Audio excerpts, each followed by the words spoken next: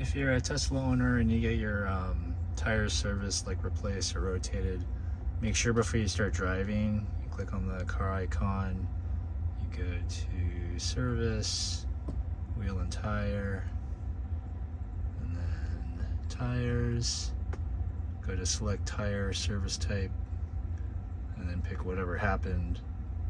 In my case, I did replacement full set, and then you put your foot on the brake and then you push reset. That should prevent a traction control problem, because that's what happened when I replaced my tires. I got on the freeway and the car wouldn't go above 45, wouldn't accelerate because I thought the tires were slipping, I guess. So I was getting the traction control error. So I went back and the guy told me to try to reset it, and it appeared to work. So whenever you rotate your tires, make sure you go here and reset it, and hopefully that'll prevent your traction control problem.